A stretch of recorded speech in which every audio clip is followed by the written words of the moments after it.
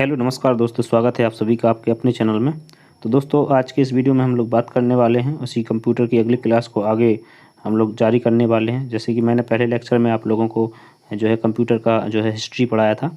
History के बारे में हम लोगों ने उसमें पढ़ लिया था और साथ में ही हमने ये पढ़ लिया था कि इसकी जो है कितनी जनरेशन है। तो अभी जो हम लोग चल रहे हैं वो 5 जनरेशन में चल रहे हैं। तो आई होप आपने जो है फर्स्ट क्लास देख ली होगी। अगर आपने वो वीडियो फर्स्ट क्लास का नहीं देखा है तो आप जाइए, प्लेलिस्ट मैंने बना दी है जो ITI इंस्ट्रक्टर 2015 और 16 के नाम से एक जो है प्लेलिस्ट बनी है, वहाँ से जो है फर्स्ट वीडियो आपको मिल जाएगा प्लेलिस्ट में। ठीक है, तो हम लोग जो पढ़ने वाले थे कंप्यूटर के जो हम लोग टाइप पढ़ने वाले थे, कितने तरह के कंप्यूटर होते हैं, हिस्ट्री का जो हम लोगों ने जो टॉपिक कवर कर लिया था। और यहाँ पे जो जनरेशन, यहाँ पे ये टॉपिक लिखा है हिस्ट्री एंड जनरेशन, ये हम लोग कवर कर चुके हैं। हम लोग यहाँ पे जो है कंप्यूटर के पहले जो है टाइप पढ़ेंगे, जो है कंप्यूटर के जो है क्लासिफिकेशन है ना, और फिर उसके अंदर जो है उसके टाइप्स आते हैं। तो कंप्यूटर का जो है क्लासिफिकेशन 2 आधार पे किया जाता है, 2 बेसिस पे किया जाता है कंप्यूटर को। एक तो on the basis of work and on the basis of size, यानी हमने जो कार्य के आधार पर कंप्यूटर और जो है उसके आकार के आधार पर कंप्यूटर है ना, यहाँ तक तो हम लोगों ने पढ़ लिया था। अब उसके आगे हमने ये भी पढ़ लिया था कि जो है कार्य के आधार पर कौन कौन से कंप्यूटर होते हैं। तो जो है कार्य, देखिए पहले जो है वर्क के आधार पर जो है कंप्यूटर, वो वर्क के आधार पर कंप्यूटर 3 तरह के होते हैं। एक जो होता है एनालॉग कंप्यूटर, एक होता है डिजिटल कंप्यूटर और एक होता है जो है हाइब्रिड कंप्यूटर। अब जो हाइब्रिड कंप्यूटर होता है वो डिजिटल और एनालॉग कंप्यूटर दोनों को मिक्स करने, मतलब दोनों को की उसमें जो क्वालिटी मिक्स हो जाती है, इसलिए जो है हाइब्रिड कंप्यूटर बन जाता है। ठीक है, तो इनके बारे में हम लोग पढ़ेंगे। और ये है साइज़ के अकॉर्डिंग, यानी जो उसके आकार के अनुसार जो है कंप्यूटर जो है 4 तरह का होता है। एक तो है जो सुपर कंप्यूटर है, एक जो है मेन फ्रेम कंप्यूटर है, एक मिनी कंप्यूटर है और एक होता है माइक्रो कंप्यूटर। तो ये जो है इसके आकार के अकॉर्डिंग जो है कंप्यूटर इस तरह से 4 तरह के जो कंप्यूटर होते हैं। ठीक है, और यहाँ पे जो है कार्य के आधार पर जो है कंप्यूटर 3 तरह के होते हैं। ठीक है, अगर आपसे कोई पूछ ले कि जो है कंप्यूटर वर्क के आधार पर कितने प्रकार के होते हैं, तो जो है वर्क के आधार पे आपके 3 प्रकार के होते हैं। अगर साइज़ के अकॉर्डिंग पूछे तो उसके साइज़ के आधार पे आपके जो है 4 टाइप के कंप्यूटर होते हैं। ठीक है, इतनी बात आपको समझ में आ गई होगी। अब हम लोग एक एक करके यहाँ पे सब पढ़ेंगे कि जो एनालॉग कंप्यूटर वो कौन से होते हैं। सॉरी, हाँ, तो हम लोग ये पढ़ेंगे कि एनालॉग कंप्यूटर जो है कौन से होते हैं और जो है डिजिटल कंप्यूटर कौन से होते हैं। ठीक है, हाँ, तो यहाँ पर देखिए आप जो एनालॉग कंप्यूटर होते हैं, जैसे कि आपने देखा होगा कि जो मोटर साइकिल होती है या बाइक होती है, तो उसमें जो है स्पीडोमीटर लगा होता है नहीं, हमारी जो स्पीड वहाँ पर दर्शाई जाती है, वहाँ पर दिखाई जाती है। वहाँ पर एक ऐसी जो है जो है इसमें एक जो है इंडिकेटर लगा रहता है।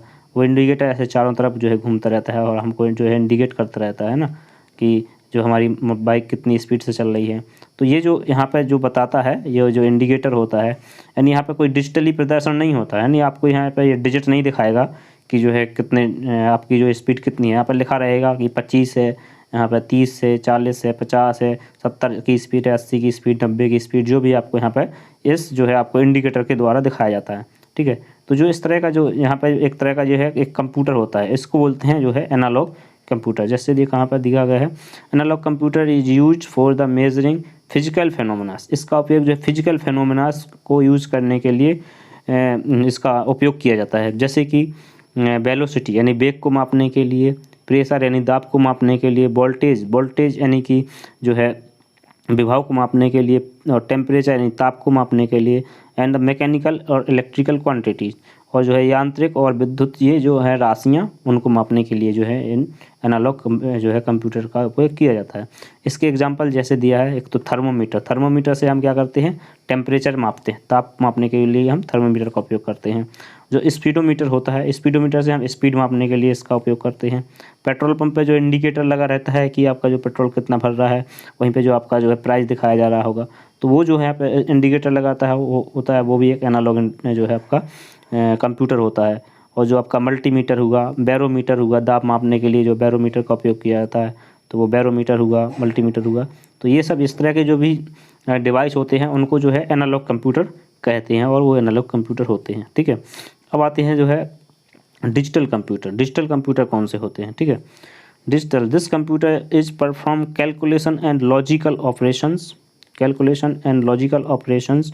based on the digits and binary numbers such as digital clock, जैसे जो डिजिटल क्लॉक होती है, जैसे आपने देखा होगा जिसमें इस तरह से लिखा रहता है कि मान लीजिए आपका 12:15 हो गया है, इस तरह से जो इसमें प्रदर्शित होता है वो एक जो है वो एक तरह का क्या होता है, वो डिजिटल जो है डिजिटल जो आपका डिजिटल एक तरह का कंप्यूटर होता है नहीं, जो डिजिटल कंप्यूटर है वो एक डिजिटल कंप्यूटर का एक छोटा सा उदाहरण है।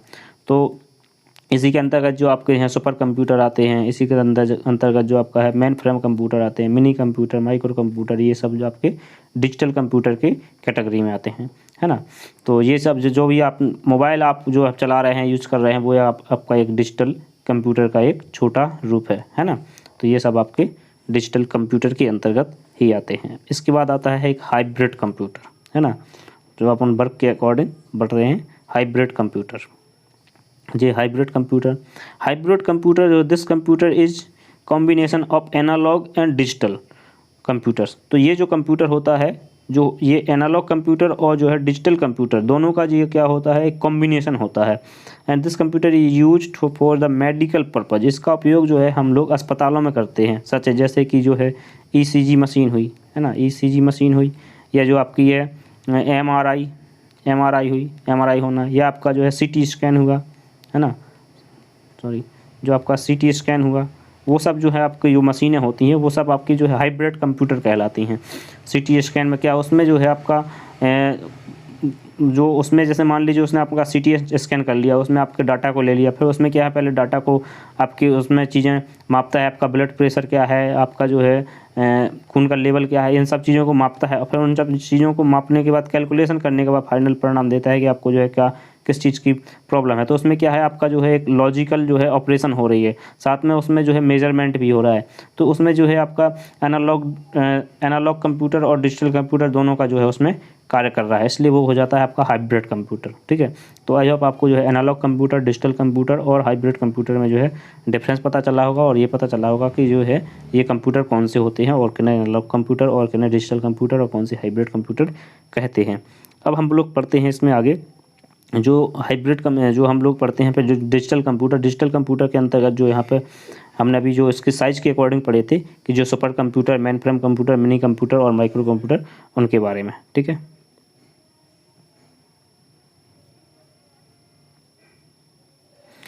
तो ये है आपका सुपर कंप्यूटर। सबसे पहले पढ़ते हैं हम super computer is most powerful computer and biggest and most expensive computer and used for the complex types of applications such as for scientific purpose and research, development, weather and forecasting, and launching aircrafts, weapons and designing and nuclear energy research। तो जो आपके super computers होते हैं, super computers ये size में बहुत बड़े भी होते हैं, एंड मोस्ट एक्सपेंसिव मतलब बहुत महंगे भी होते हैं, और जो है ये कॉम्प्लेक्स टाइप के एप्लीकेशन करने के लिए इनका उपयोग किया जाता है। जैसे हमें कोई साइंटिफिक कार्य करना है, कोई रिसर्च का कार्य करना है, उसमें जो है इस तरह के जो है कंप्यूटर का उपयोग करते हैं, सुपर कंप्यूटर का। जैसे न्यूक्लियर एनर्जी में हमें रिसर्च करना है, रिसर्च कार्य चल रहा है, या हमें जो है जो वेदर फोरकास्टिंग यानी कि जो हमें जो मौसम का पूर्वानुमान लगाना है, मान लीजिए आज से 5 दिन पहले या उसके पहले हमें जो है बारिश कब हो सकती है, तूफ़ान कब आएगा है, और तूफ़ान कब ज़्यादा मतलब बारिश कहाँ होगी।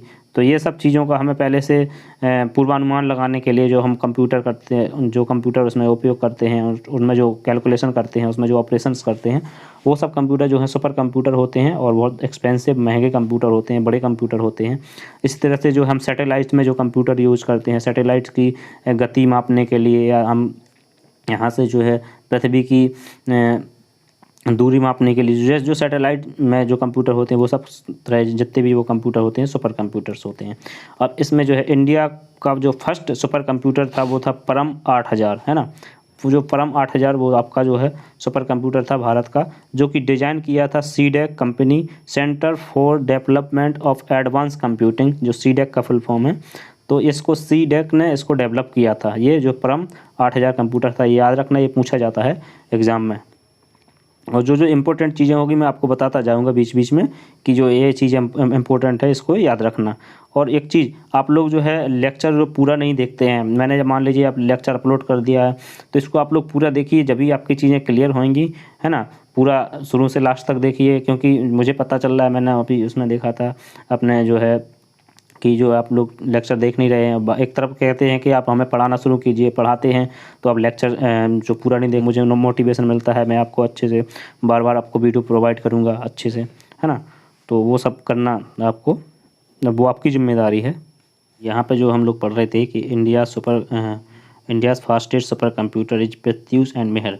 तो यहाँ पर आपको थोड़ा डाटा कलेक्ट करना है, क्योंकि यहाँ पर जो अब 2021 में जो है यहाँ पर जो है जो इंडिया का फास्टेस्ट सुपर कंप्यूटर है वो दूसरा चेंज हो गया है। वो है कि सिद्धि, परम सिद्धि AI, और उसका नाम लिख लेना आप यहाँ पर,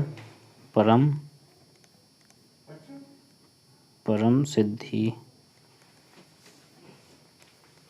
लिख नहीं पा रहा यार, परम सिद्धि AI लिख लें आप, परम सिद्धि AI, ठीक है। तो यहाँ पर जो है परम सिद्धि AI जो आपका भारत का जो है सुपर कंप्यूटर हो गया है, ठीक है। जो भी है पुणे भारत में बना हुआ है, जो भी पुणे में ही है। And the world first super computer, जो विश्व का पहला सुपर कंप्यूटर है वो एटलस है। And the world fastest super computer, यहाँ पर जो समिट लिखा हुआ है, अब ये जो यहाँ पे अब समिट नहीं है, अब यहाँ पे जो है जापान का एक कंप्यूटर आ गया है जिसका नाम है फुगाडू, एक मिनट, लिख पेन नहीं चल रहा यार सही से, फुगाकू, द फुगाकू जो कंप्यूटर है, लिख लेना, मैं बोल रहा हूँ। द फुगाकू कंप्यूटर जो है वो विश्व का जो फास्टेस्ट सुपर कंप्यूटर बन चुका है।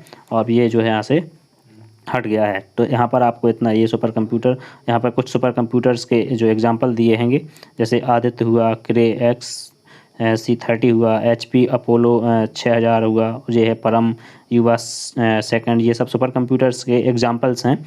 और ये है सहसा T एंड सनवे तहनु लाइट्स। तो ये जब है आपके जो है ताइहू लाइट्स हैं, यानी जो इतने जो आपके ये सुपर कंप्यूटर्स थे, है ना। तो सुपर कंप्यूटर्स में आपको ये याद रखना है कि भारत का जो पहला सुपर कंप्यूटर कौन सा था, तो वो था आपका परम 8000। और भारत का जो अभी लेटेस्ट यानी फास्टेस्ट सुपर कंप्यूटर है तो वो आपका परम सिद्धि हो गया है। और विश्व का जो प्रथम सुपर कंप्यूटर था तो वो आपका एटलस है। और विश्व का जो है फास्टेस्ट सुपर कंप्यूटर है तो वो आपका जो है द फुगाकू जो है कि जापान का है, ठीक है, याद रखना। और ये जो समिट एप्लीकेशन, जो ये समिट था, अगर ये भी पूछ लिया कि समिट कहाँ का है, तो ये US अमेरिका का जो सुपर कंप्यूटर था। इतनी चीज़ आपको सुपर कंप्यूटर के बारे में याद रखनी है। अब हम लोग देखते हैं यहाँ पे मेन फ्रेम कंप्यूटर के बारे में, ठीक है। तो जो main frame computers is multiple processors that operated by thousands of users where many pupils in large organizations need to frequent access informations from one or more large database, ठीक है।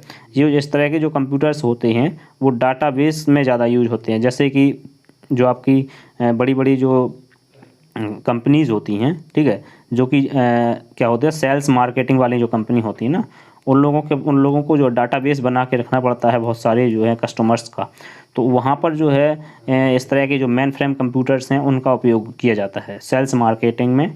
Sales एवं मार्केटिंग की जो भी company होती हैं तो वो सब इस तरह के जो है कंप्यूटर्स का उपयोग करते हैं, जो मेन फ्रेम कंप्यूटर्स होते हैं। ये थोड़े जो सुपर कंप्यूटर हैं उससे थोड़ी छोटे होते हैं। इनका उपयोग जैसे बैंक्स में भी होता है, रेलवे में भी होता है, और जो सेल्स मार्केटिंग में भी होता है, and large scale computer purpose. And example जैसे IBM का जेट सीरीज़ है, वो इसमें जो मेन फ्रेम कंप्यूटर में आता है। सिस्टम Z9 एवं Z10, ये जो कंप्यूटर्स हैं ये आपके मेन फ्रेम कंप्यूटर्स के एग्जांपल हैंगे, ठीक है। तो इसका आपको याद रखना है कि इसका उपयोग ज़्यादातर जो है रेलवे में किया जाता है, बैंकिंग कार्य में किया जाता है, जो मेन फ्रेम कंप्यूटर्स हैं। और जो सेल्स मार्केटिंग वाले जिनको डाटाबेस ज़्यादा रखने की ज़रूरत होती है, बैंक को बहुत ज़्यादा, मान लो बहुत सारे ग्राहक हैं तो उनका जो डाटाबेस बना के रखना है, उनको जल्दी से एक्सेस करना है। मान लीजिए कोई कस्टमर्स आ गया है, उसको पैसा निकाल के देना है, तो बहुत सारी जिनको डाटाबेस की ज़्यादा ज़रूरत होती है और जहाँ पर डाटाबेस का ज़्यादा कार्य होता होगा तो जो आपका मेन फ्रेम कंप्यूटर्स का उपयोग यूज किया जाता है, ठीक है। अब आते हैं हम लोग जो है mini computers. are the bigger in size and larger storage capacities and faster speeds than the micro computers. Micro computers इनकी जो है बड़े होते हैं और उससे जो इनकी कैपेसिटी भी ज़्यादा होती है, स्टोरेज ज़्यादा होता है और जो है उससे फास्ट भी होते हैं।